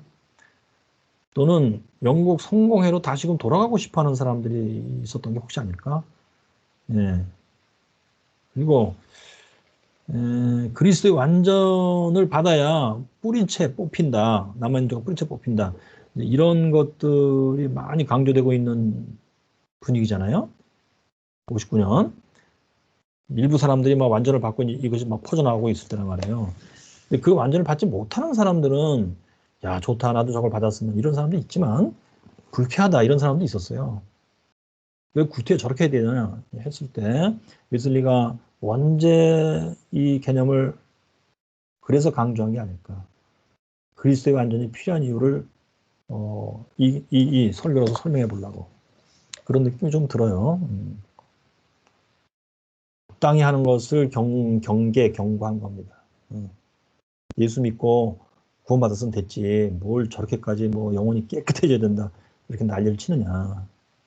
과하다, 싫다. 이럴 사람들에 대해서 이 설교를 가지고 다시 한번 경고했다. 분위기를 뭔가 새롭게 좀 하는 거예요. 그다음에 그래서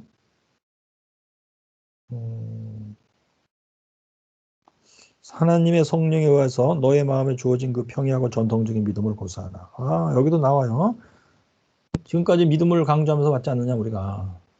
그 이유는 믿음만이 영혼의 병을 고치는 것이기 때문이다. 그 얘기고. 너희의 병을 알라. 원죄를 알아. 잘난 척하지 말아라. 이런 분위기가 있어요. 그죠? 예수 믿고 구원받았다. 남아있는 죄 그 병을 인식하라. 이거예요. 그 병 괜찮다. 그 정도면 됐지. 예. 그 당시에 이제 위험 요소 영국 성공회도 있었고 사실 적당히 하죠. 거기. 그리고 칼빈주의자들 청교도라고 이제 하는 사람들인데 이미 그때는 청교도가 시작되고 100여 년 지나서 썩었어요 다.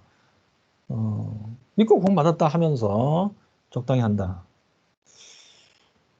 더군다나 켈비니스틱 메토디스트가 있었어요. 그런 칼빈주의 크리스천들 가운데 웨슬리 집단과 비슷한 메토디스트 집단이 있었다고요.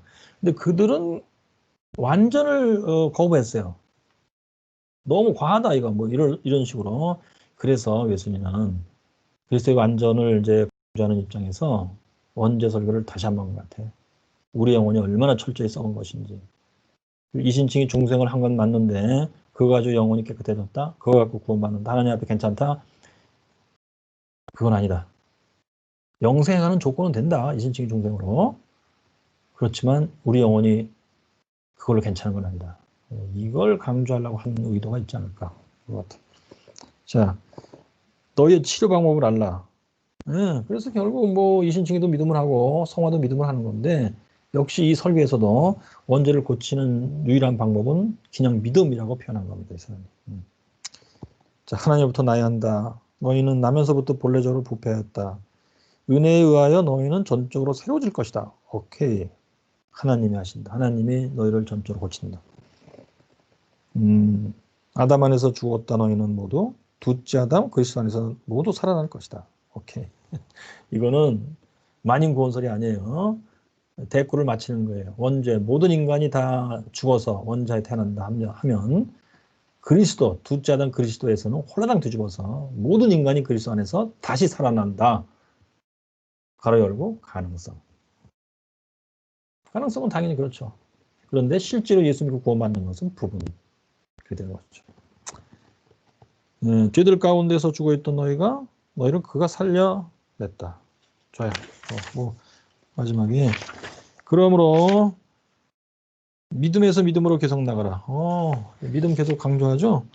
너희 모든 병이 치유될 때 치유된다. 오케이. 여기에 그리스도의 완전을 사모하라. 남시가 들어있어요.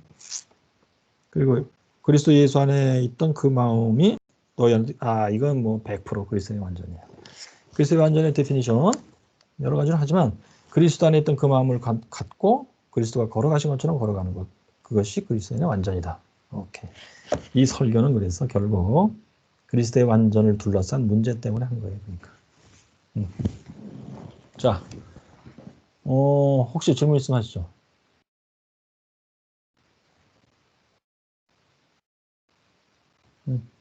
질문 없어요? 좋아요.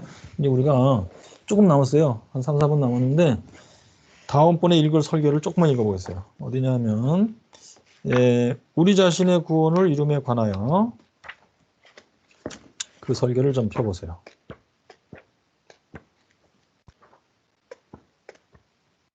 자, 6번 설교. 자, 다음 순서에 이 설교를 왜 읽냐면요. 이제 원죄를 치료한다는 이제 말씀까지 이제 우리가 봤어요. 그러면 치료할 때 여기서는 이제 믿음으로 한다 그것만을 이제 설명했는데 자, 하나님이 치료하는 거예요. 그랬을 때 하나님이 인간을 데리고 치료를 하시는 건데 어떤 방식, 어떤 구조로 하는 것이냐. 여기에서 바로 대개 학자들은 신인 협동설로 한다 이 주장을 하고 바로 이 설교 때문에 그래요. 근데 저는 이 설교 때문에 바로 신인 협동이 아니고 신인 수능설로 한다. 1, 2 이 방법이 아니고 1, 2, 3으로 하는 거다. 그 방법을 일단 알아야 돼요. 하나님이 인간을 데리고 구원하시는 방법이 도대체 뭔가. 그래서 이 설교를 읽는 겁니다. 이 설교를 읽고 그 다음에 읽을 것이 이제 성경적 구원의 길이에요. 그것은 1, 2, 3 신잉 수능설 1, 2, 3으로 이렇게 흘러간다 할 때 2번에 대한 설명입니다. 2번이 인간이 해야 될 부분인데 인간이 해야 될 부분 구체적으로 은혜의 수단 사용 방법 그것의 이치가 뭔가 그걸 설명해 준 거예요. 성경적 구원의 길이. 그래서 우리가 이제 다음에 읽을 것이 첫째 이거 우리 자신의 구원을 이름에 관하여 그 설교 읽고 그 다음에 성경적 구원의 글을 읽고 그 다음에 이제 구원의 순서로 들어갈 거예요. 즉 선행은에서부터 쫙 순서대로 보게 될 겁니다. 벌써 다 됐네 40. 자 혹시 질문 있으면 하시죠. 여기까지.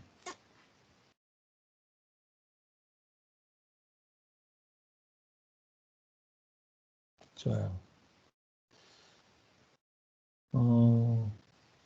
예, 어저께 제가 어저께인가? 월요일날 그저께 경계연의 부흥단에서 그 부흥단 목사님들을 향한 특강을 벌써 전부터 이제 약속이 돼 있었는데 코로나 때문에 모여서 못했어요 결국.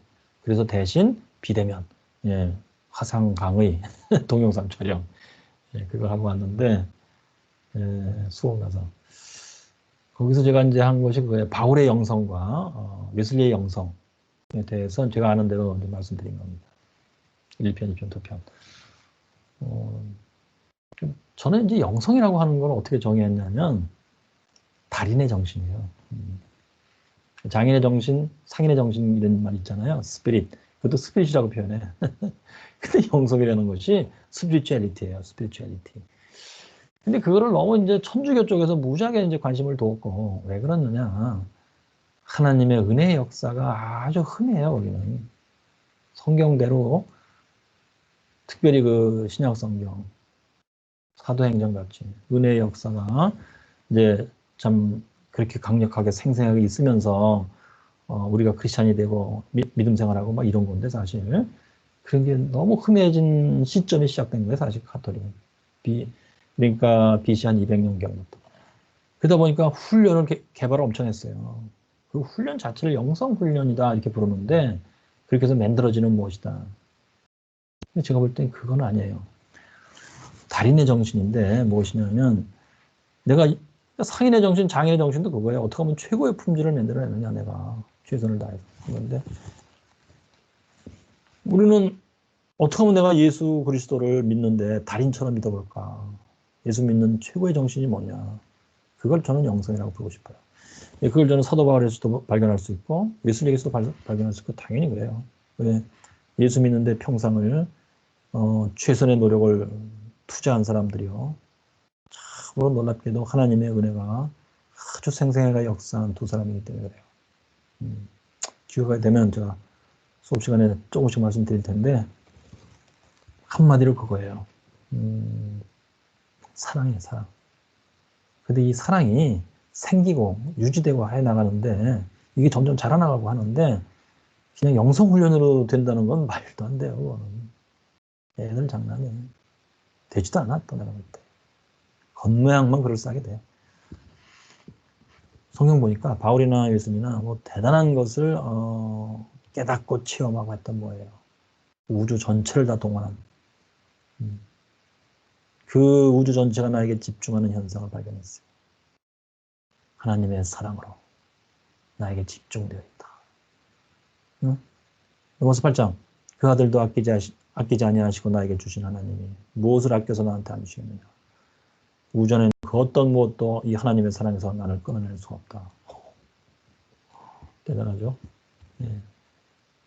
이러한 나를 그리스도가 영광의 존재로서 나한테 나타나셨는데 그 나타나는 것 자체가 나의 메시지요. 바울아 너도 나와 마찬가지로 영광의 존재가 될 것이다. 내가 다시 올 때.